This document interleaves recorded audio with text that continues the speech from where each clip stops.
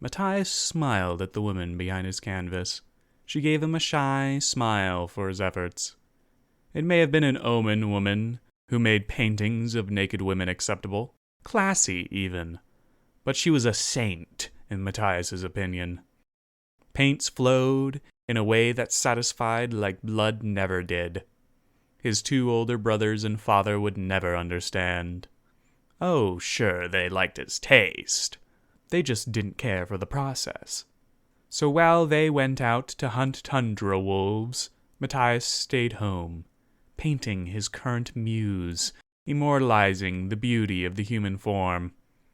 The woman shifted, the sound of silk on flesh singing in his ears. His eyes flickered up. "Be still, Paulina, lest you want to." His eyes registered what he was seeing. She wasn't supposed to look at him like that. It would make the painting too scandalous. He placed a wet cloth over the paints, and his brush down on top. Matthias stood, and she looked away again, her face turning crimson. "That look will get me in trouble." He took a step towards her, paint-covered hands moving to the silver buttons on his tunic.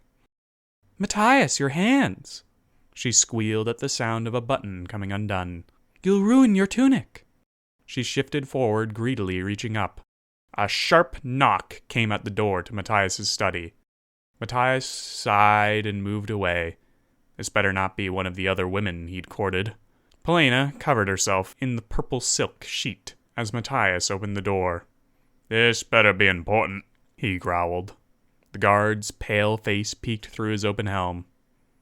"It's your brother." Lugan's corpse was strangely peaceful. He had been such a violent, aggressive man. "Ambushed by northerners." Lugan's bellowing laugh, louder than any horn, more warm-hearted than the sweetest of maidens. "Spear to the gut, bled out before he could fill his vial." Lugan had been there for his first hunt, had found Azalea Marie. Matthias still missed her. But the Thuluzu woman would have never stayed. All that was left of her, paints and brushes. "Killed 3 with his blade, and took 2 more spears before." That made Delacy's heir. Matthias was a second son now. He had responsibilities. Matthias didn't remember the next 7 days as the funeral was held and the grieving period passed. Episode 10. A Grave of White. Howling winds and rattling shutters woke Katerina. Outside, the storm sent flurries of snow on twisted air. The streets of Immortus were blotted out by white.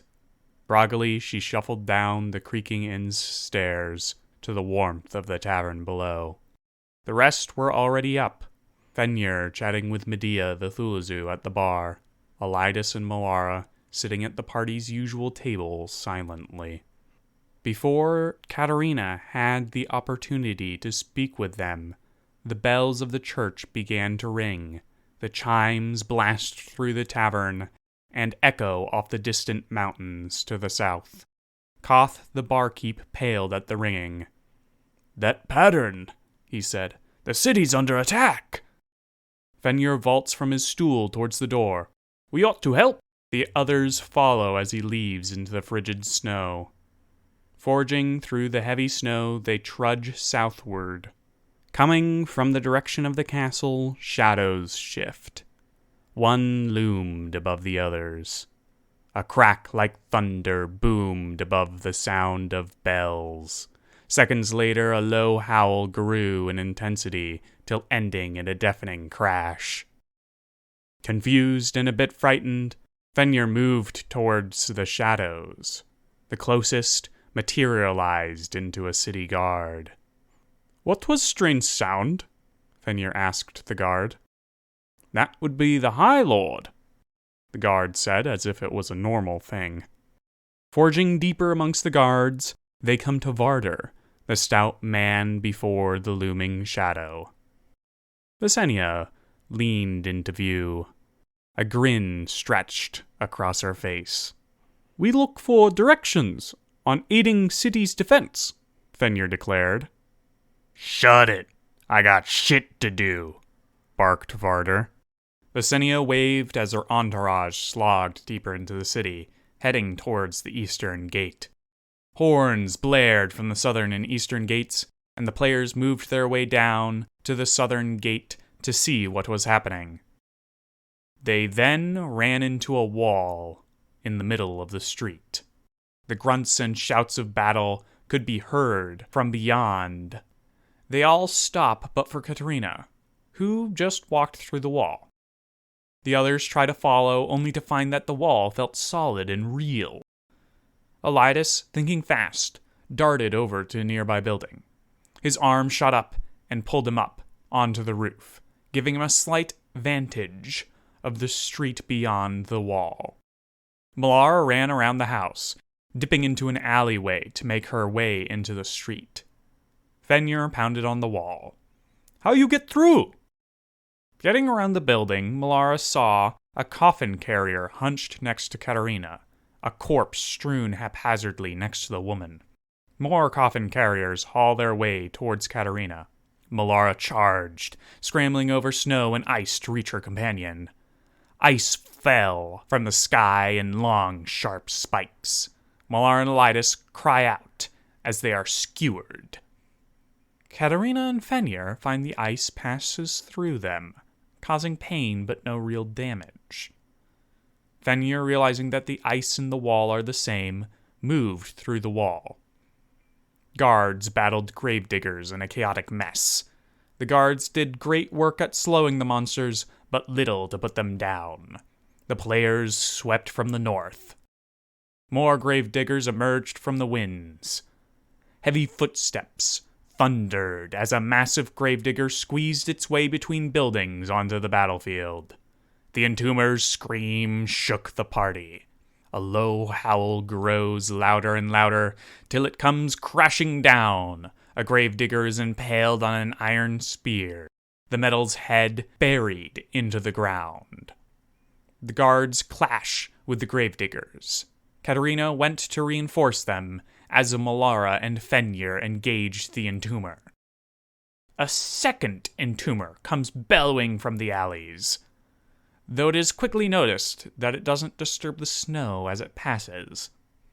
Bloody shovels rise and fall, and the guards begin to die quickly. Blow after devastating blow, Fenrir pulled rotting silver blood from the entomber in thick, viscous streams. A high swing scars the creature's face. The blood seemed to absorb into the monster's vest, till a dull, reddy light shrouded it. A gravedigger pulled its spade from a guard's head before darting in a staggered limp. It slammed the flat of its shovel into Katrina's chest as she danced away from a coffin, slamming into the ground. Ribs cracked and she fell to the ground, hacking, struggling for breath. Elidas leapt from the roof to feed her a fruit. They had discovered that the red fruit from the vine room in the Path to Purity had healing properties. With it, she began to rise, only for the same gravedigger to snarl. "What is dead should remain dead." It then bashed her head.